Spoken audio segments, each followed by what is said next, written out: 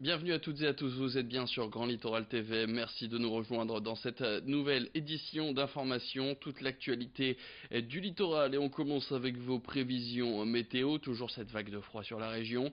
Après un mercredi où le thermomètre n'a pas passé les 5 degrés, la nuit va être plutôt calme malgré quelques gouttes de pluie dans certains endroits de la région et le réveil de ce jeudi sera tout aussi froid que les précédents. Dans l'après-midi, on attendra entre 5 et 7 degrés sur le nord et le Pas-de-Calais au meilleur de la journée. Plus d'informations sur la météo, c'est à retrouver dans le bulletin juste après ce flash. L'actualité maintenant est cette nouvelle fonderie à Outreau. Elle vient d'être inaugurée et elle va venir doper la production de l'unique produit réalisé sur ce site d'Outreau Technologies, le cœur de voie ferrée. Un investissement de 36 millions d'euros pour la démolition et la reconstruction d'une partie des ateliers centenaires de l'entreprise, mais aussi du nouveau matériel, un nouveau four, des nouveaux décochages ou des moulages flambant neufs. L'année prochaine, l'entreprise a prévu de lancer une deuxième partie d'investissement en achetant de nouveaux équipements pour le parachèvement de fonderie.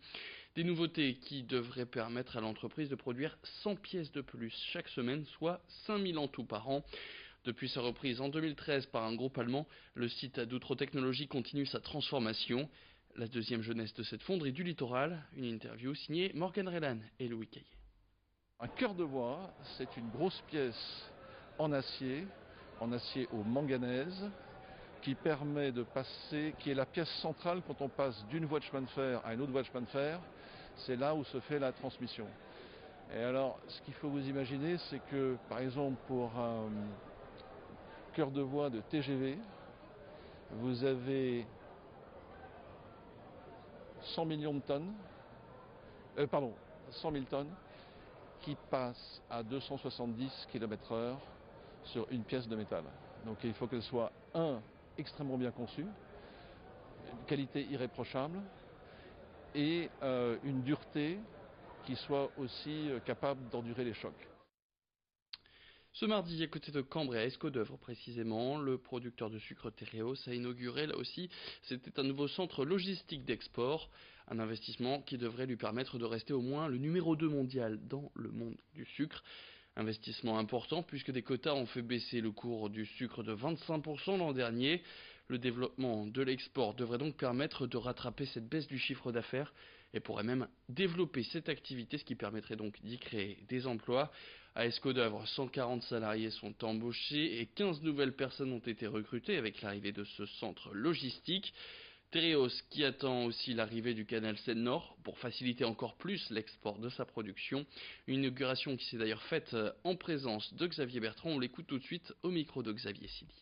Moi je suis attaché à l'industrie, pourquoi? Prenez ici, il y a à peu près, je crois, à peu près 1500 planteurs autour de cette usine d'Escaudeuvre.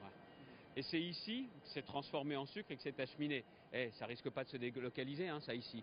L'industrie, ce n'est pas des emplois qui vont partir comme ça ici. Donc nous, on est à la fois contents que ce soit ici, qu'il y ait cet investissement. C'est 15 emplois, non, c'est 15 emplois qui viennent conforter les 140 qu'il y a sur le site. Et derrière, avec le canal Seine-Nord-Europe, on va avoir la possibilité d'alimenter toujours Saint-Saulve, bien sûr, mais aussi Lille et aussi le port de Dunkerque avec le canal Seine-Nord-Europe. C'est tout un ensemble. Et on reste dans le monde de l'industrie et on prend la direction d'Arc, maintenant près de Saint-Omer, où l'entreprise Arc France, anciennement la cristallerie, se remet en selle après plusieurs années difficiles. Et cette annonce, pour le prouver, d'ici à 2023, 1000 postes supplémentaires devraient être créés au rythme de 200 CDI et alternances chaque année. Des embauches qui permettront aussi de remplacer de nombreux départs à la retraite prévus. Alors aujourd'hui, le groupe Arc, c'est 10 000 collaborateurs dans 5 pays différents et surtout l'un des leaders mondiaux des arts de la table et du verre. Cette vague de recrutement est donc une bonne nouvelle pour l'entreprise, mais aussi forcément pour le bassin audomarois. Alors pour en parler, Louis Caillé a rencontré Emmanuel Sossard, le DRH d'Arc France. Je vous propose tout de suite de l'écouter.